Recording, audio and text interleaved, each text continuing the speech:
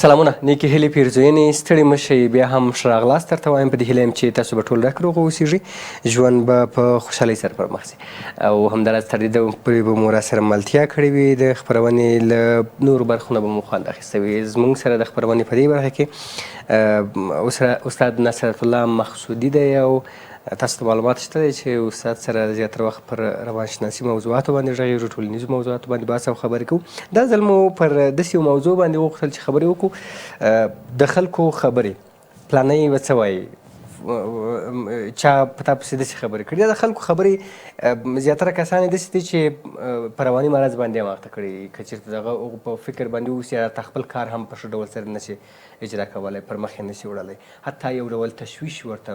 پروت وي. که زه دا کار وکړم نو خلک ماته څه ووایي. که څه هم دی علاقه لري په همغه برخه کې کار کولی شي، پرمختګ کولی شي، خو د خلکو خبرې دی نه پرېږدي چې هغه کار وکړي. او که چېرته ویم کې یعنې د خلک ورپسې خبرې کوي او د خلکو خبرې کم دی ذهن کې وساتي، ځان سره ونیسي، یو ډول تشویش، یو ډول رواني مرض ورته دغه شوی چې د ټولو کارونو ځینې پاتې وي. څنګه کولی شو چې د خلکو د خبرو څخه ځان وژغورو او د خلکو خبرې موږ ته څومره زیان رسولی شي، په روانشناسي د روانشناسۍ له لحاظه څخه څومره مضر تمامېدلی شي. پر دې موضوع باندې له استاد نصرت الله مقصودي سره غږیږو. استاد ستړي مه شئ او سهار مو نیکمرغه. ډېره مننه نظري صاحب. سلامونه تاسو ته، د مشرانو جرګې تلویزیون ټولو درنو لیدونکو او کارکوونکو ته. الله دې وکړي ټولو یو خوشحاله سهار پیل کړي. ډېره مننه. استاد یعنې په افغانستان کې خو دا مسلې ډېرې زیات دي، نور نړۍ نه پوهېږم چې په یو چا پسې د یو چا په شخصي ژوند کې غرض لرل او د هغه پورې خبرې کول، او یعنې که هغه یو ډول کار هم کوي دی ورپسې خبرې کوي. دغه د خلکو خبرې د انسان پر ژوند باندې، د انسان پر ورځنیو فعالیتونو باندې، پر مبارزې باندې، اهداف باندې څومره اغېز کولی شي؟ مثبت وي، منفي وي، څنګه وي؟ نظري صاحب، که چېرې زه دا بحث په داسې یو سوال باندې شروع کړم له تاسو نه، کله داسې شوي تاسو ویلي وي چې وایي، مطلب وایي جمله مې استعمال کړي، وایي سبا باران کېږي، وایي داسې کېږي، وایي هغسې کېږي، طبعا شوي دي که نه. کله چې موږ وایو چې وایي، دا د وایي کلمه یا میګویان په دری کې استعمالوو، دې نه مطلب یو ګروه د خلکو ده، یو اکثریت د خلکو مطلب دی چې دا څوک وایي، دغه اکثریت خلک دا خبره کوي. نو کله چې انسان په یوه ټولنه کې ژوند کوي، معمولا دننه انسان خپله یو انفرادي شخص دی، یو انفرادي تصمیم نیسي ځان لپاره هر څه چې غواړي. مګر کله چې په جمع او یا په یو گروه کې قرار نیسي او کله هلته واقع کیږي دی، نو انسان د نورو د افکارو نه یعنې نورو افکارو ورباندې غالب کیږي او دی مغلوب کیږي، د نورو افکارو نه هغو نه دی د باندې تاثیر کوي. کله چې انسان تناو اوسیږي، یو تصمیم نیسي، یو رقم عمل کوي، کله چې د یو ګروه کې واقع کیږي، د دې رفتار او عکس العمل کاملا فرق کوي. او دا یو واضح خبره ده چې د نورو مداخله یا د نورو نظریات د موږ لپاره ډېر مهم دي او دا په موږ باندې ډېر غټه اغېزه کولی شي. کله چې موږ او تاسو په یو ګروه کې واقع کیږو، په هغه حالت کې زموږ انفرادي تصمیم نیول ډېر هغه امکان راکمیږي، امکان د دې زیاتیږي چې د موږ تصامیم د ګروه د تصمیم د تاثیر لاندې راشي، چې هغوی کوم تصمیم نیسي ډېر وخت دا واقع کیږي چې هغوی تصمیم موږ ومنو. ډېر وخت دا هم واقع کیږي چې د دې کله موږ ګروه کې واقع کیږو، د هغلته غلط کارونه سرته ورسوو نسبت د دې نه چې موږ د انفرادي تصمیم ونیسو. لکه مثال د فرخندې مرګ د یو غټ مثال دی. لکه ګورئ تاسو، هغه خلک چې د موږ او تاسو سره ټوله ورځ ژوند کوي، هغه خلک چې د موږ او تاسو سره استادان دي، محصلین دي، دکاندار دی، هر څوک چې دي نارمل خلک دي ټول د موږ سره، په هغه ورځ باندې داسې یو کار په ګروه کې سرته رسولی و چې هېڅ ورباندې باور نه کېږي که نه. او که چېرې د خلکو هغه خبرې او د خلکو نظریات، د ګروه نظریات په انسان باندې ډېر زیات تاثیر کوي. که چېرې تاسو نظري صاحب دا تجربه کړئ، یو که تا ته زه نن ووایم چې نظري صاحب رنګ د نن زیړه اوښتی، دا موږ داسې سازماندهي کړي وي د نورو دوستانو سره هم 5 نفر یا 2 نفر 3 نفر 4 نفر عین خبره ورته وکړي، دا طبعا د موږ او تاسو پر رفتار باندې تاثیر کوي، وغواړو که ونه غواړو. موږ خپله یعنې داسې مریضۍ احساس کوو په هغه حالت کې چې واقعا ما کې څه مشکل شته چې زه داسې روان یم. نو انسان باندې تاثیر کوي د نورو خبرې. کله چې موږ روانشناسۍ ته راځو، په کلینیکي روانشناسۍ کې د رفتاري مکتب یو بخش کې راغلي وایي چې هلته دوه حالته دي چې د انسان رفتار هغې نه کنټرول کېږي. یو انټرنل لوکس آف کنټرول دی او یو ایکسټرنل لوکس آف کنټرول دی. یعنی د دننه نه د انسان رفتار کنټرول کېږي او که د بیرون نه کنټرول کېږي.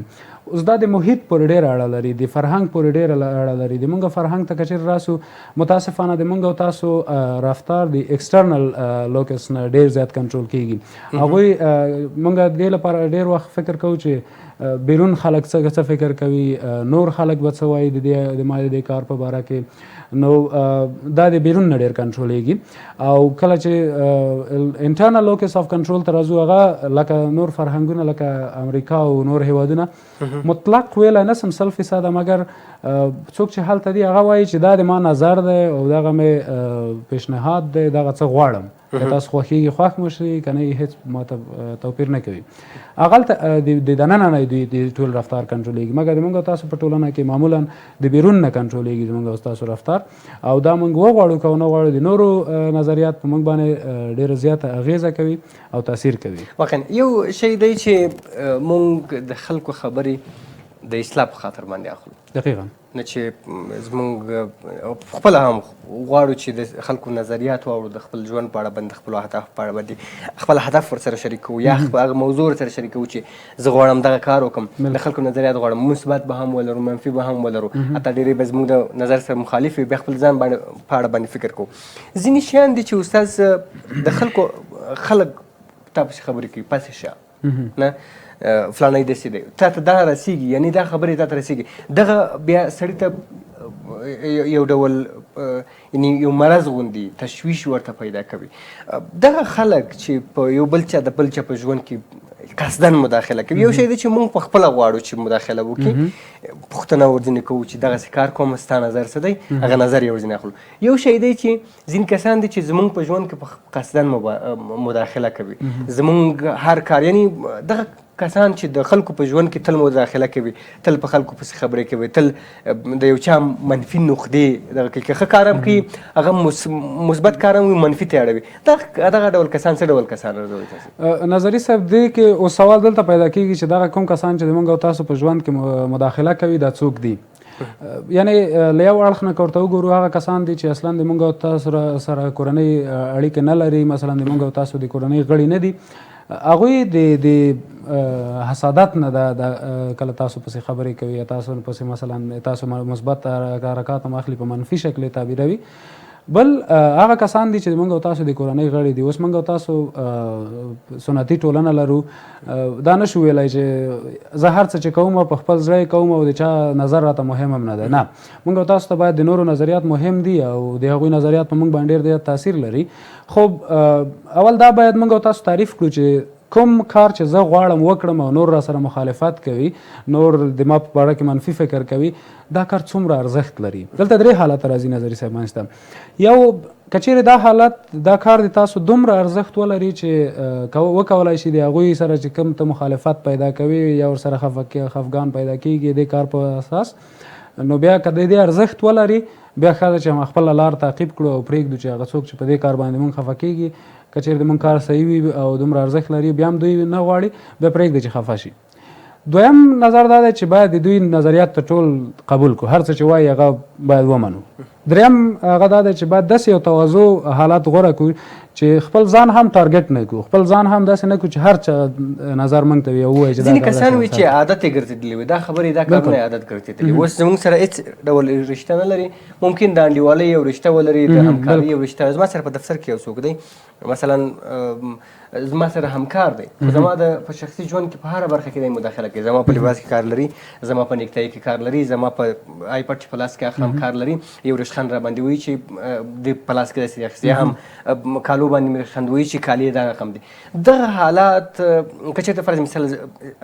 یو څوک مبارزه وکړي، هغه خپل ژوند په خپله تنظیم کړي، هغه به په قصه کې ونه اوسېږي. مثلا که یو نجلۍ واوسېږي چې هغه ورزش کوي یا هم ورزش ته ځي، په دې سنتي ټولنه کې هغه مبارزه کوي، خپل د پرمختګ لپاره، د میډال لپاره، د افغانستان لپاره تلاش کوي، نه. خو که هغه چېرته دغسې د خلکو په خبرو پسې وګرځي، خو بیا هغه شاته پاتې کېږي، هغه نه ما پورې به که زه نن دا ډول لباس واغوندم نو خلک به څه وایي، که زه نن دا کار وکړم خلک به څه وایي. دغه څومره دغه حالات یا خلک به څه وایي یا هم دا همکاران به څه وایي یا هم ملګري به څه وایي، دغه څومره سړي د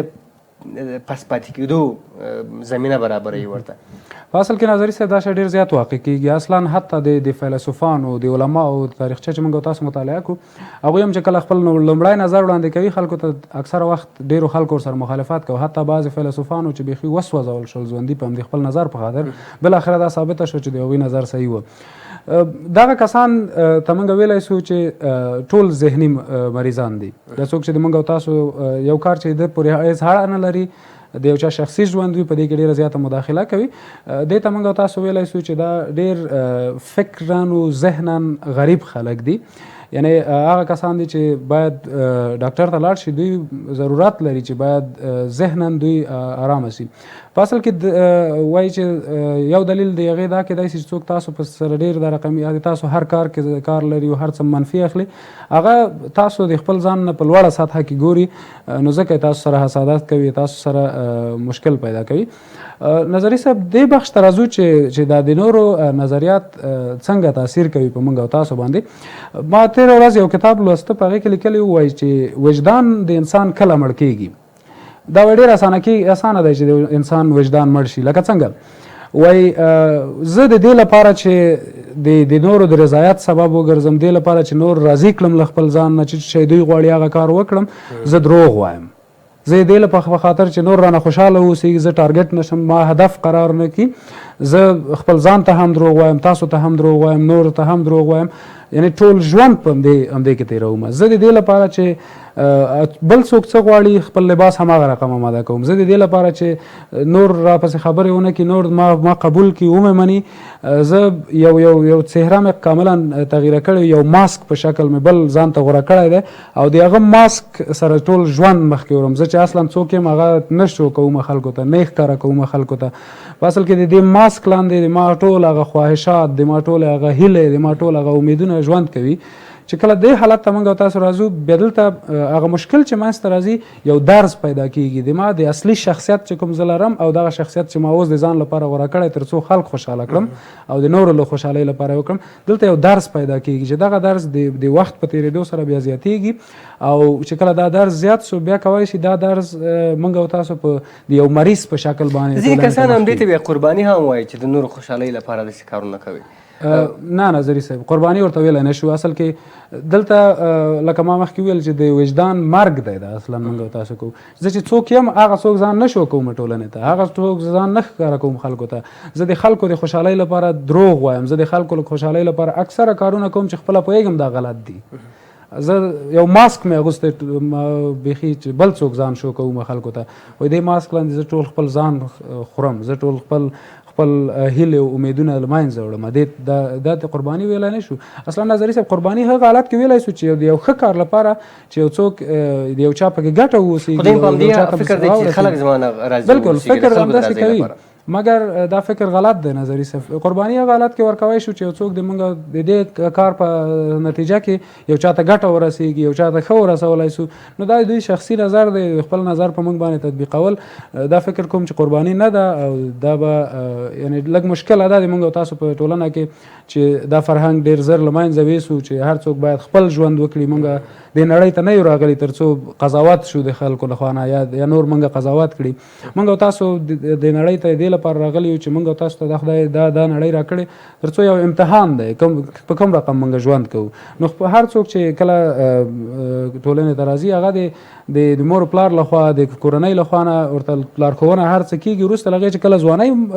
دورې ته رسېږي هغه نور خپل ځان دپاره خپل مسیر بدلوي. متاسفانه موږ او تاسو په ټولنه کې داسې نه دي. دا نن که تاسو دا لباس اغوستی یا ما اغوستی، حتی دا هم د دې لپاره اغوندو چې نور څه وایي. که مثلا دا شرټ تاسو اغوستی سپین رنګ، که چې تور اغوندی بیا نه اغوندئ نن مثلا خپرونه کې وایي چې خلک به څه وایي، خلک به وایي دا داسې ده که نه. موږ تاسو ته د نورو نظریات ډېر زیات اهمیت لري او دا په موږ باندې ډېر منفي اغېزې درلودلی سي او موږ کولی سي چې اکثره غلطو تصامیمو ته هم موږ تاسو اړ. تاسو مخکې یاده وکړله چې د یعنې که زه چېرته دلته یو لباس اغوندم باید د خلکو په خوښه باندې واغوندم که چېرته زه د دې دریشي سره سور رنګ اغوندم یا ژیړ رنګ اغوندم نو خلک به ما پورې خاندي خلک به څه وایي صحیح ده دا په دې خاطر باندې وانغوسته چې بده ده یعنی بد ښکارم د خلکو په نظر باندې نه غواړم چې خلک ماته یعنی په بد نظر باندې وګوري یو هغه کارونه دي چې زما لپاره مفید دي زما لپاره ګټور دي زما د کورنۍ لپاره ګټور دي زما د راتلونکي لپاره ګټور دي خو که زه وایم چې دا کار که زه چېرته وکړم ممکن خلک به بد راته ووایي خلک به په بده سترګه راته وګوري د خلکو د قناعت وړ بنوي زما سره یو ذهني تشویش یو ډول ویر را سره وي د هغې په خاطر باندې زه خپل هغه هدف پرېږدم زه خپل هغه پرمختګ پرېږدم دغه ډول خلک چې داسې فکرونه لري د خلکو په اړه باندې دغه ډول خلک ته څنګه ارزوي نظري صاحب متاسفانه دا فکرونه زموږ او تاسو په ټولنه کې ډېر زیات دي هر څوک د هر چا ډېر له دې نه چې د خپل ځان په اړه فکر وکړي د نورو په اړه فکر کوي چې نور څه کار کوي کوم څه شي کوي نظري صاحب دا که چیرې موږ او تاسو لکه ما مخکې یاده وکړه چې که چیرې دا هدف د موږ او تاسو لپاره مهم وي دا هدف د موږ تاسو لپاره دا دومره ارزښت ولري چې یعنی د یو بل چا خبرو په نظر کې نه نیول ارزښت ولري یعنی هېڅ راته هغوی خفه کړي په دې باندې نو بیا مشکل نه ده موږ او تاسو باید خپل اهداف وټاکو ځان لپاره د هغه خپل هدف ته سر ورسوو نو که چیرې داسې مهمه وي او که مهمه نه وي بیا تواضع حالت باید غوره کړو نو زه ډېره هغه کې دا په دوه برخو تقسیموم نظري صاحب بعضې لکه لباس اغوستل دي لکه د نورو سره روابط درلودل دي په دې کې که نور نظریات راکوي د فرهنګ سره د په مطابقت سره او یا د موږ د دین سره نو بیا هغې کې ښه ده چې د نور نظریات غوږ ونیسو او ورته هغه شو که چیرې بیا نور غټ اهداف دي د موږ او تاسو په ژوند کې یا حتی هغه طریقه چې زه ژوند کوم په هغې کې څوک مداخله کوي په هغې کې بیا موږ او تاسو باید د چا خبرو ته ډېر زیات ورته ووایو چې سمه ده ته رښتیا وایي خو بیا خپل هدف ته باید خپله ځان ورسوو او هغه خپله لاره باندې مخکې لاړ شو تر څو هغه مسیر سر ته ورسوو او وکولی شو یو کامیاب شخص اوسو که چیرې موږ او تاسو ټول په دې فکر کې اوسو چې احمد به څه وایي محمود به څه وایي نو بیا هغه خپلو اهدافو ته رسېدای نه شو او ټول ژوند به په همدې فکر کې ذهنا منټلي به ټارچر کېږو هره ورځ ذهنا به نارامه یو او ټول ژوند به د نورو لپاره ژوند کوو د خپل ځان لپاره نه په دغسې حالاتو کې د ځان لپاره مشاور درلودل یو څوک درلودل چې د هغه سره مشوره کول وي یا هم د روانشناسۍ استاد وي یا هم بغیر د هغه نه یو مشر واوسېږي چې د هغه سره تل په ځینو برخو کې مشوره وشي دغه حالات په څومره پر انسان باندې ګټور واوسېږي ښه واوسېږي د مشاور درلودل خو نظري صاحب واضح خبره ده چې د هر انسان لپاره ضرورت ده تر څو که چیرې کور کې هغه دفتر کې ورسره نه وي حد اقل چې کله مثلا میاشت کې یو ځل باید هلته لاړ شي ورسره خپل مشکلات شریک کړي دا ډېره زیاته مرسته کولی شي د ټولو سره تر څو ذهنا آرام واوسېږي اوس تېره ورځ ماته یو شاګرد وایي چې استاد زه مشکل لرم نو کیدای شي ما سره همدلته کار وکړي په دې کلاس کې ما ویل چې سمه ده زه به خپله هڅه وکړم خو دا مشکلات ذهني مشکلات داسې دي چې هغه محیط باید د دې لپاره آماده شي تر څو هغې محیط کې به موږ او تاسو یو ذهني مشکلات وي استاد یو همداسې کار فرض مثال زه یو کار پر مخ باندې وړم یو کار کوم خو وایم چې خلک به څه وایي په دې اړه باندې نه د خلکو د خبرو په خاطر باندې نه کوم خو نه دغه نه کولو موضوع هم پرېږدم پسې زه یو داسې څوک لرم چې همیشه زه د هغه سره مشوره کوم په ځینې مهم مسایلو باندې په ځینې مهم کارونو باندې چې مثلا تاسو یاستئ تاسو ته زنګ وهم چې استاد دغه موضوع ده زه غواړم چې په همدې برخه کې پرمختګ وکړم دې برخه کې کار وکړم خو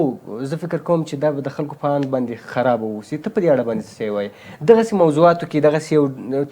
تصامیمو کې د یو چا درلودل د یو داسې چا سره مشوره کول چې هغوی په همدې برخه کې کار کړی وي یا همدا چې کار یې نه وي کړی وي ستا نه مشر وي په همدې برخه باندې پوهېږي دغسې حالات څومره ښه دي د انسان لپاره نظري صاحب په اصل کې دا ډېر ښه کار دی انسان ذاتا کامل نه دی که چیرې موږ تاسو هر څه ځان ته لایق او هوښیار او هر څه فکر وکړو بیا هم موږ انسان یو مشکل لري یو برخه کې ذهن کار نه کوي نو دا ډېر ښه نظر دی چې د نورو سره موږ او تاسو خپل نظریات شریک کړو د هغوی نظریات واخلو د